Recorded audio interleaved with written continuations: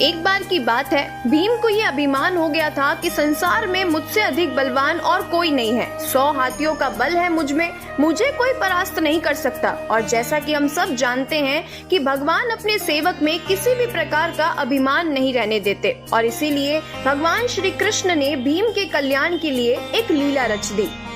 और एक दिन द्रौपदी ने भीम से कहा, आप तो श्रेष्ठ गदाधारी हैं, बलवान हैं। आप मुझे गंधमादन पर्वत से दिव्य वृक्ष के दिव्य पुष्प लाकर दे। आप समर्थ हैं, ला सकते हैं, लाकर देंगे ना दिव्य कमल पुष्प मुझे? भीम द्रौपदी के आग्रह को टाल नहीं सके, गदा उठाई और गंधमान पर्वत की ओर चल पड़े, मदमस्त हाथी की तरह, किसी भी तनाव से मुक्त, निडर और हाँ, अपने अभिमान में। भीम कभी गदा को एक कंधे पर रखते, कभी दूसरे पर रखते और पूरी बेफिक्री से गंधमादन पर्वत की ओर चले जा रहे थे और सोच रहे थे कि अब पहुंचा कि तब पहुंचा।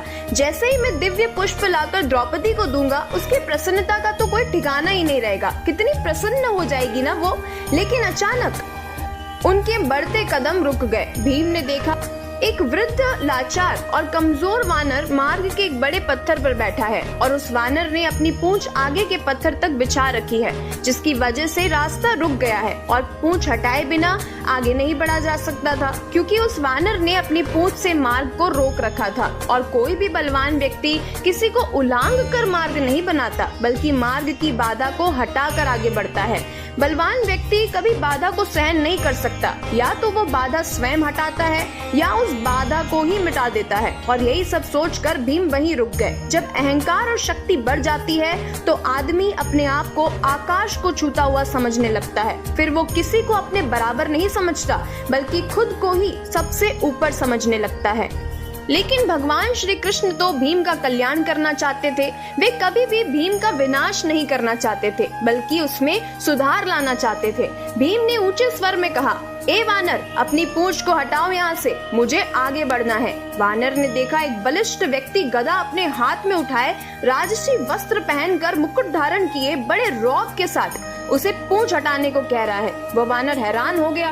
उसने पहचान भी लिया कि यह भीम है, लेकिन वो वानर जानता था कि ये श्री कृष्ण की लीला थी और श्री कृष्ण ने ही उस वानर से ऐसा करने के लिए कहा था। इसीलिए वो वानर कुछ नहीं बोला और चुप ही रहा, और उसने भीम के सवाल का भी कोई जवाब नहीं दिया। भीम ने फिर से ऊंचे स्वर में कहा, ओ वानर, मैंने कहा ना पूंछ हटाओ यहाँ से, मुझे आगे जाना है।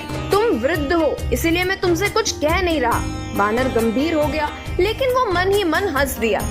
वानर ने भीम से कहा, तुम देख रहे हो मैं वृद्ध हूँ, कमजोर हूँ, उठ नहीं सकता। मुझ में इतनी ताकत नहीं है कि मैं स्वयं ही अपनी पूंछ को हटा लूं। तुम ही कष्ट करो और मेरी पूंछ थोड़ी इधर सरका दो और आगे निकल जाओ। भीम अपने अहंकार के जोश में अपनी गदा को कंधे से हटाकर नीचे रख देते हैं। इस वानर ने मेरे बल को ललकारा है, आखिर है तो एक पूंछ ही, वो भी वृद्ध वानर की।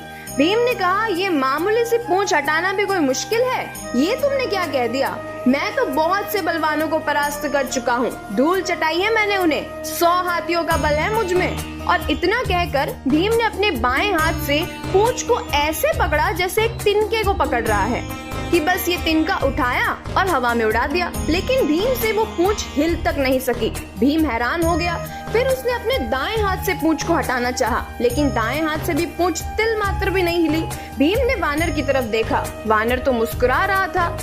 अब भीम को गुस्सा आ गया। भीम ने अपने दोनों हाथों से भरपूर जोर लगाया, एक पांव को पत्थर पर रख के अपना पूरा बल लगाकर पूंछ को हिलाने की कोशिश की। कई देर तक भीम इसी तरह कोशिश करता रहा, लेकिन हर बार भीम को हताशा ही हाथ लगी। जिस पूंछ को भीम ने मामूली और कमजोर वानर की पूंछ समझा था, उसी वानर की पूंछ ने भीम के पसीने छुड़वा दिए थे और भीम थक कर निढाल होकर एक तरफ खड़ा हो गया। भीम सोचने लगा, ये कोई मामूली वानर नहीं है, ये दिव्य व्यक्ति है और इसकी असीम शक्ति का मैं सामना नहीं कर पाऊंगा।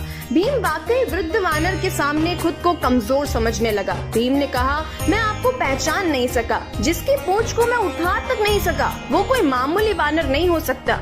मुझे क्षमा करे, कृपया आप मुझे अपना परिचय दे।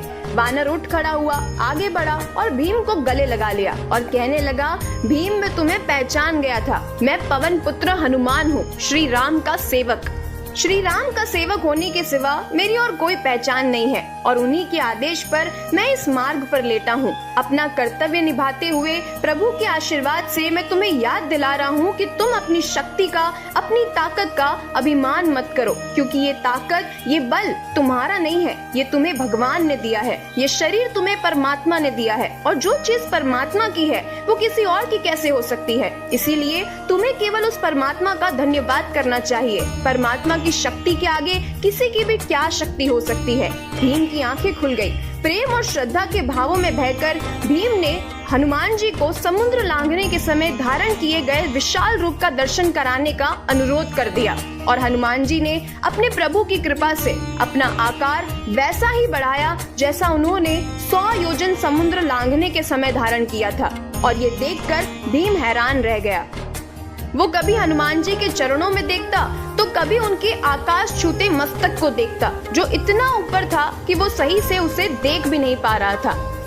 हनुमान जी ने कहा, भीम, मेरे इस रूप को तुम देख नहीं पा रहे, लेकिन मैं अपने प्रभु की कृपा से इससे भी बड़ा रूप धारण कर सकता हूँ। भीम ने अपने हाथ जोड़ लिए और हनुमान जी के चरणों में गिर पड़ा। भीम को अब ये बात समझ आ गई थी कि भौतिक पद, प्रतिष्ठा और धन का अभिमान कैसा, ये तो कभी भी नष्ट हो सकते हैं, लेकिन परमात्मा की कृपा ही है जो हमेशा शाश्वत है, जिसे कोई छीन नहीं सकता, जिसे कभी कोई चुरा नहीं सकता।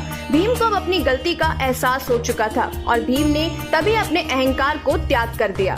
तो ये थी हनुमान जी और भीम की कहानी, जहां हनुमान जी ने भीम को सत्य से अवगत कराया, परमात्मा का महत्व बताकर भीम के अहंकार रूपी अवगुण को सदा के लिए दूर करके उन्हें सत्य का ज्ञान करवाया। तो मिलते हैं ऐसी ही और भी धार्मिक कहानियों के साथ, ज्ञान भरी बातों के साथ। तब तक के लिए जीवन की इस खूबसूरत किताब को पढ़ना जारी रखिएगा।